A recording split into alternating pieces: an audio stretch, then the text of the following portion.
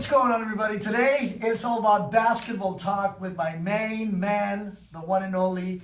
He happens to be my son. And he didn't think that I would drive 30-something miles to the podcast room.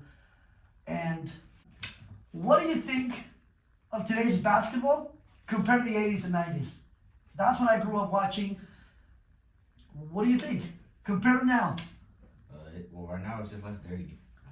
Okay, so now it's less dirty. But is that all? It's less physical. Like people, they shoot threes now. Like it's an outside game. It's perimeter. Okay. So you actually kind of fell into question number 2. What do you think of the 3-point shot? Because it's changed the game, and now you got centers shooting threes, but they forgot about the paint.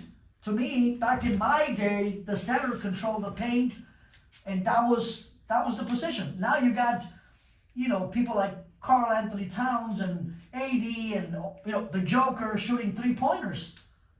How has the 3-point game changed? Give me your perspective. I think Curry just revolutionized it. He changed it for everybody. Okay, so Curry revolutionized the game. But I mean, all big men think they think they're Curry now, so that's why they think just 3's better than 2. So Is it? I mean, if you can make it. There's the key. If you can make it, but at the end of the day, if you're a coach, do you want all your players to be shooting 73s? I think you should. What happened to the layup? What happened to a 2-point shot? A mid-range? If all you have to offer is a 3-point shot, are you going to be easier to guard? If the only thing you have on your bag is a 3-point shot. If you have good ball movement like the Warriors. What is your definition of a true point guard? I mean, I think it's just whoever facilitates the game, the controller, the orchestra of the offense. Okay, so the point guard is the director of the orchestra. So who is the best point guard right now? Stephen Curry. Why? But is he a facilitator or is he a shooter? He does both, but that's his listed position. So Okay, so that's his listed position.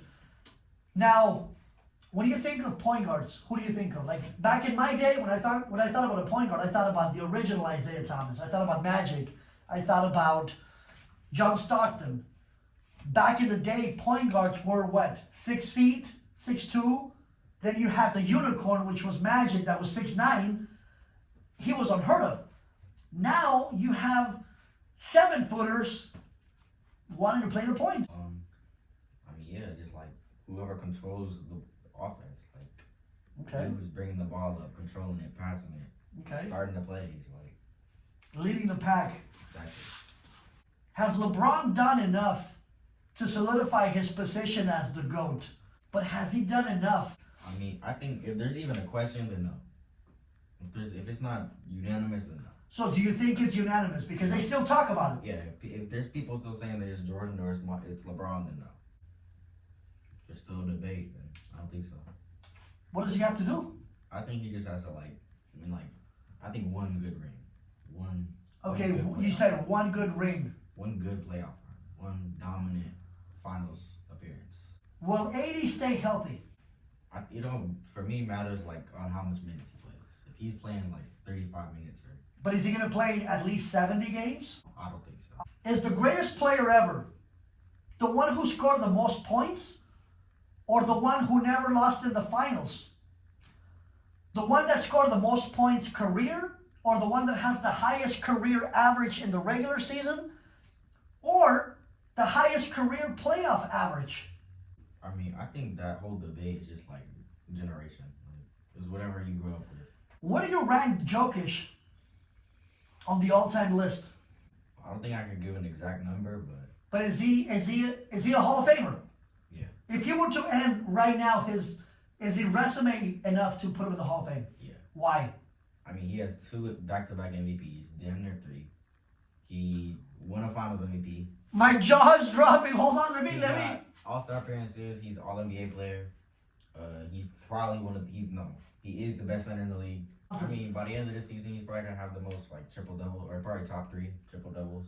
Will Tatum, Jason Tatum, another generational talent, is he gonna break his playoff failures? I think he just has to play smarter with the ball. Like he forces too many shots, so I think he gotta like play smarter with the basketball.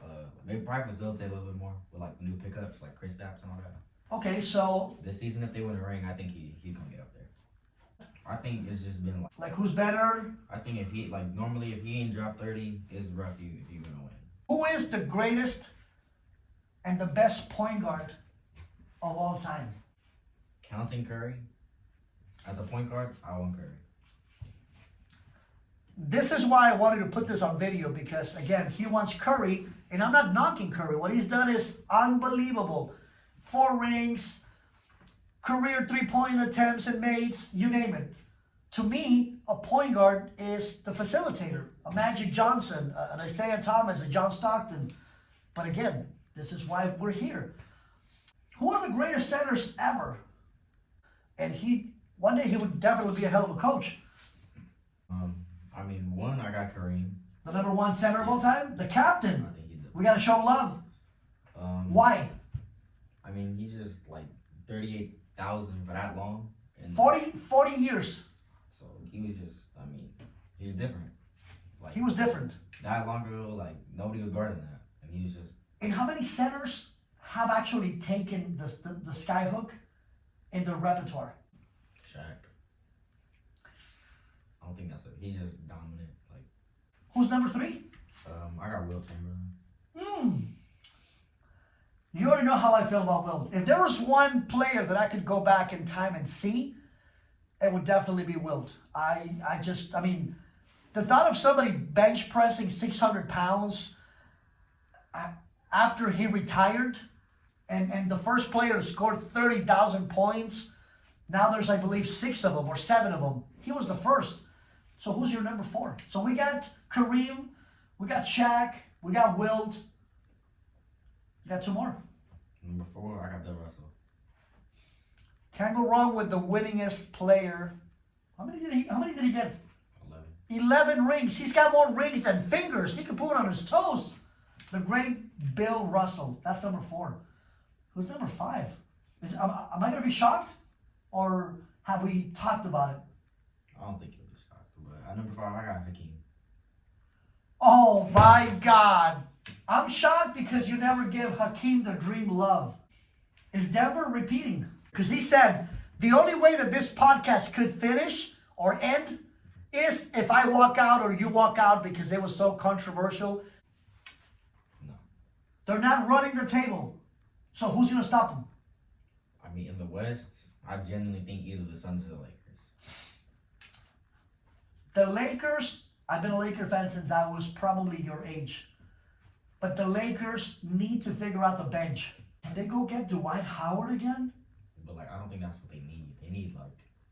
I think he did a good enough job, but, like, clearly they didn't win. Yeah, but they won't get to the playoffs with doing minimum job. We already know that. But I think he had a solid performance today, but I think the other dudes need to step it up a little bit more, like the best players.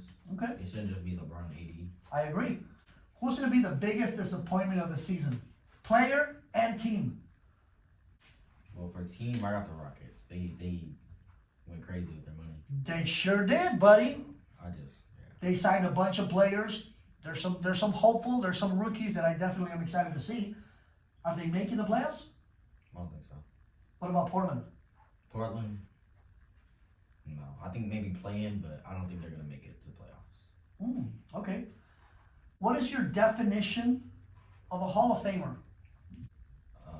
I got Kawhi. I love Kawhi. Another Kawhi's thing is just getting him to stay healthy. But he's going to be a Hall of Famer. I mean, 2 rings, 2 Finals MVPs. And two Finals MVPs with 2 different teams. I believe a DPOI. I mean, he has All-Star appearances, All-Star MVP. Did he? Well, he did. So he has. He has everything but the points, but it doesn't really matter at that point. So what do you think? What do you think it'll add to his already fantastic resume? I think if he just somehow gets another ring or I think that'll be a somehow- lock. That'll be a lock-in. I somehow think. like an MVP or another DPOI. Are the Clippers gonna disappoint this year? I mean, they're gonna make playoffs. I think that's just like guaranteed. Okay. I don't think you can fail with Russ, PG, and Kawhi. So, and they have like some bench depth. So I think they have a good shot at like. So they'll make the playoffs. Yeah. As a play-in or a solid 7? No, I think I think they'll be like maybe top 5. Whoa, top 5. I think top 5. Russell Westbrook. I love Russell because he just puts so much effort. The guy is only 6'3", but he plays like he's 7'3". He plays with so much passion, so much what we call in Spanish, ganas, desire. That dude goes 1,000 miles an hour every single time. Again, if Shaq would have had Russell Westbrook's passion, how many rings do you think Shaq would have had right now? 7? 6? Where do you rank Russ as an all-time great? I mean, he's up there. He's Hall of Famer? First ballot? I think he's probably a top 5 point guard of all time. So that's just me though. Okay, I love Russ. I mean, I think he's a fantastic talent, and I think people are going to appreciate Russell once he retires, which is unfortunate. Best 5 power forwards of all time. I think everybody unanimously, like, number 1 is Tim Duncan. Timmy. That's just like Timmy, the big fundamental. Why? And I agree with you. But I mean, give them the meats and potatoes. his resume is just like it. I mean, he got 5 rings. He has Finals MVPs. Like, And he was a loyal Spur. He never jumped ship. That's something I I might love. be wrong, but I think he had like a quadruple double once. He should have, but they actually, yeah, it was literally a block away from a quadruple in a final. Okay, so we got Timmy number 1, we got Dirk Nowitzki from Dallas at number 2. Give me the 3, 4, and 5, baby. 3 and 4 I have tied between KG and Giannis. Okay, I knew the debate was gonna come. I just didn't expect it. So where do you put the mailman? 5. I know why, but I'm not gonna bring it up. Oh, well, for me, it's. But I'm talking about in the court. For me, it's just like rings.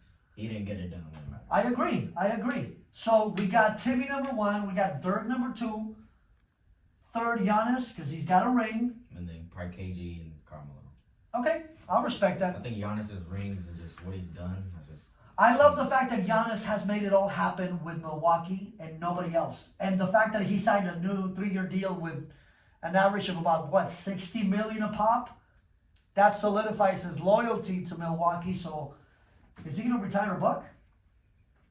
I mean, with them picking up Dame, that's going to be like an extra 4 years of him staying. So I say probably, yeah. I would say yes. I would love for him to retire a buck, but that's just me. Will LeBron retire as a Laker? He started with Cleveland, and then the whole South Miami thing. It was like a media spectacle. And he went to Miami, and I remember the Cleveland fans were heartbroken. They burned LeBron jerseys outside of the arena. And then he comes back to Cleveland, delivers a ring. Cleveland, this is for you. Whatever, we all heard it.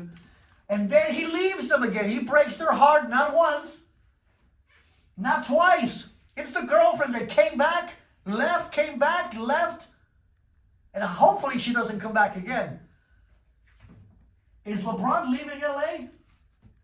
I think it just matters on his commitment to like playing with Bronny. If he really wants to play with Bronny, then I don't think so. But we know damn well he wants to play with Bronny. But it just like how bad. If he's I know he wants to play bad. That's the only thing that he needs. If he's willing to play, But I don't want to say the he rest needs of, it. Like He wants it. like if he's willing to put like money on the line and all that to play with Bronny, then yeah, he's not gonna stay as a Laker. Okay. The first question I got is basketball IQ better than basketball skill? I think being skilled is great, but having a great basketball IQ is important. You could be very gifted, but if you don't play to your potential and you make mental mistakes, so I think IQ combined with skill, you're unstoppable. LeBron's IQ is 2,000 and his skill level is 10,000. For me, I think basketball IQ is probably better because like if you have skill but no IQ, like you're just gonna be out there doing whatever, just like You're gonna be doing cardio. yeah, you're just shot chucking, doing whatever you want. But if you have IQ, you can't mess up. It doesn't matter. You don't have to have the ball to make plays. Like I agree. You read what the defense gives you. You could play without the ball. you could help your teammates. Like you could do everything. You could be struggling points wise, but you could be getting charges. You could be getting steals. You could be getting rebounds, blocks. My next question is: does team bench depth matter? If you're gonna make a run for the finals, you better have a better better bench than you had the previous year. So I agree with you because when the Lakers won back-to-back, they had a crazy bench. I remember they had Michael Cooper, who's the only DPOI that came off the bench. Tell me which DPOI was a bench guy. No one. A deep bench if you want to go deep in the playoffs. For me, it's easy as. Because what happens when your starters have to take a breather? If you have a bench, be able to back them up. And if you don't have somebody that can help and survive out there against the other team starters, then what are your biggest what if players of all time? Brandon Roy was one what if. Oh, Greg Oden. There you go. Portland has had some tough draft picks. Greg Oden, to me, was the biggest what if. That guy was Shaq at Ohio State. That dude would dominate. He was a man-child. But unfortunately, injuries caught up. And yeah, another Brandon Roy. Another one that even though he's still playing, I don't think we never got to see the best. We saw a glimpse, and we're still talking about the small bite size that we got to see. You already know where I'm coming from. Derrick Rose. I mean, that guy could jump off the building. Ralph Sampson. 7'4". I mean, that guy was Wemby before Wemby. He was dominant in college at the University of Virginia, West Virginia, I believe, West Virginia. He won Rookie of the Year. He won All-Star MVP, and he made it to the finals in 3 years. His first 3 seasons, he averaged over 20. And then injuries. So another what if. Absolutely. My what ifs are, well, for me, they're all current, but number one, I got Ben Simmons. I mean, he was. But Ben could still change the outcome of a story. For his problem is just mindset. Because, like, Ben, he was a great player in the rookie, college years, all that, but for him, like, I could relate to it. He just don't have confidence. Like, You said I could relate to him. Yeah. Why? Like, there's sometimes you just don't be having confidence on the court. Okay, but why is confidence, why is mindset important? That's like if you work hard and you do everything in your power to get where you want to be, but if you don't have the mindset or like. You're absolutely right. You're in the right. You're saying everything. If you don't have the confidence to put it all together, you're not gonna get nowhere. Like, So you mentioned Ben Simmons. This one, I mean, these aren't really what ifs, but they kind of are. For me, the story ain't over, but it's probably Zion. I mean, he was just crazy as a young, like, high school, college player, and then hyped up coming to the league. And He was a man-child. That body, the athleticism, distractions. John Morant. Tell me about that kid. Again, we're not questioning his talent. We're questioning his decision-making. You are a reflection of the people you hang out with. If you hang out with 5 broke people, you'll be the 6th. You hang out with 5 smart people, you'll be the 6th. You hang out with 5 dumb people, you'll be the 6th. Ja is a bright kid. A generational talent. But his decision-making, I think, has a lot to do with the people that he's surrounding himself with. for me, I mean, clearly from his background, he was not from the hood. He was like. Why are you pretending that you're all hard and? He grew up in a gated community and all that. And his parents are well-to-do people. Like, So, why do you like even the people? I think for him, it's just like again, who was friends with. I think he was probably friends with people who were, and he just like is associated with all that. But why would you want to do that? Like, I mean, again, if you're hood, we love you either way. But don't pretend to be somebody that you're not. And I think that's what rubbed people the wrong way. I think he just tried too hard to be somebody who's not. I mean, my last what if it's another injury, but it's Lonzo Ball. Oh man. I think the dad just put too much pressure on their bodies. Like that young, you can't like do much with that. Okay. Does your dad believe in you? I'd say so. You have so much effing potential that honestly it's scary. You potentially dream of going. I mean, my top 3 are UCLA, Duke, and LSU. What are both of our predictions for each award for the upcoming season? Ooh. So MVP, Rookie of the Year, DPOI, all that. I would say MVP, it's going to be between Giannis and the Joker. I think both have what it takes. I think Giannis coming back from another injury, he has a lot to prove. Him getting Dame, I think he's going to be excited. A new coach, a new contract. Because he's a generational talent. We've never seen somebody like the Joker ever. I've never seen anybody that I can remember in the 70s, 80s, or 90s we never saw a 6'11" point guard with such an unselfish way of playing. On DPOI, I would say Jackson from Memphis, but I would love for AD to step up to the plate. Between Chet, Wemby, and the kid from Portland. That dude is a man-child. For MVP, I mean, I think it's going to be between Luka, Giannis, and Jokic. I wouldn't be mad if Luka got into the conversation because he's a hell of a player. I just think Luka, like, the Mavs have to get somewhere. They need playoffs. That's probably what held them back last year, them not even making playoffs. Yeah, I mean, that was 32.6 thrown down the trash. Defensive Player of the Year, I got Evan Mobley. Who is your Rookie of the Year? For me, it's going to be between Scoot and Chet. I'm loving it. Career-wise, what matters more, rings or MVP? Well, I mean, it's a team sport. I mean, if we're talking, if the greatest of all time was based on rings, the greatest of all time would be Bill. No question. I mean, there would be no question about it. 11 rings to 6, 11 rings to 8. No. The greatest winner, Bill Russell. But at the end of the day, in order to get into the greatest of all time debate or all-time great or Hall of Famer, you definitely got to have some silverware. So yeah, Magic had 5, Bird had 3, Jordan had 6, LeBron has 4, Kobe has 5, Timmy has 5. You gotta have rings. Why is Karl Malone number 5 on your list? Out of the 5, who was the only one that didn't get a ring? Unfortunately, Karl. Did he deserve it? Yeah, but then he played against Black Jesus and denied him twice. MVPs, yeah, it's great. Like, for example, the Joker's got 2, Giannis has 2, Kevin Durant has 1, which I'm shocked. I think he definitely could have gotten more. Russ 1. What's his name? Curry's got what? Barry 1 or 2? 1? Again, he's got 1 ring. He's got 1 MVP, but he's got 4 rings. Magic had 5 rings, but he had 3 MVPs. Bird had 3 MVPs in a row, the last one to do it, and he had 3 rings. So I think it has to be a combination of that. I don't think you're going to be in an all-time conversation if you go winless. You didn't win a ring and you didn't win an MVP. For me, I mean, I think it's just like, I think MVPs matter more because that just shows you're a winner. Like, you could have, like... Okay. Here's going to be a debate. Embiid won the MVP. He's a winner. Where was he in the playoffs? He went silent. And I'm not knocking the MVP. He put on, 32, 33 points a game, led the league in scoring for the 2nd year in a row. But Philly fell apart in the playoffs. Where was his leadership in the playoffs? They went home. They choked. So I think Philly has a lot to prove. Embiid has a hell of a lot to prove.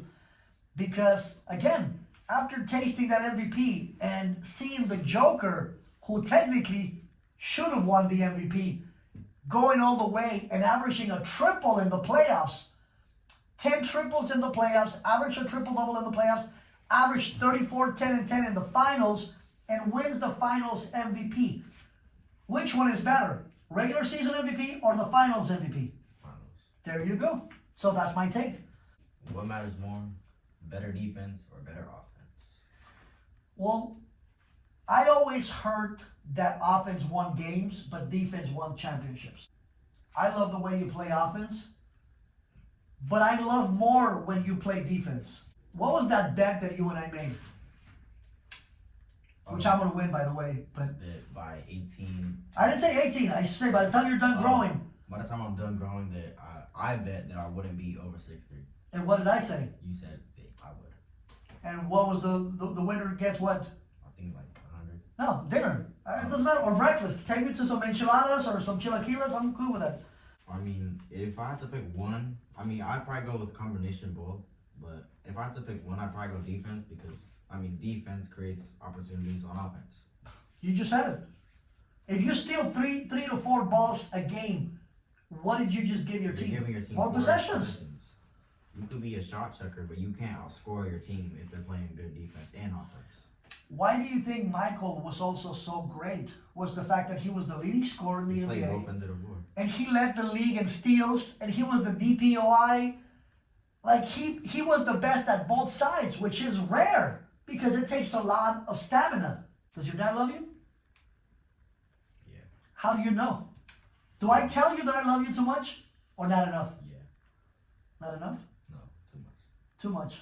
I'd rather tell you too much than not enough. But let's go. Let's go. All right. So my next question I got is, who are the top 5 current NBA players in order?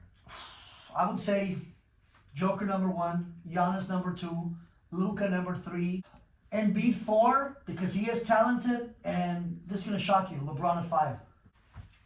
My top 5 currently. At 1 I got Giannis. Yeah, I'm not mad at that. I mean, He's a generational talent. I don't think that one bad playoff run due to injury should weigh him down. Now, Embiid choking in the second round, That's different. that's a different story. 5, but that's just me. Number 2, I got Jokic. At 5? No, 2. I was about to say, whoa. For me, number 3 is Luka. Yeah, we're tied. I think he just needs to do something in the playoffs. Okay. Conference finals, I mean, he made like 2 seasons ago, but he needs to.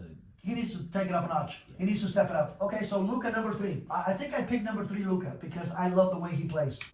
At number 4, I got Jason Tatum. And then I think my 5th spot goes to either Curry or.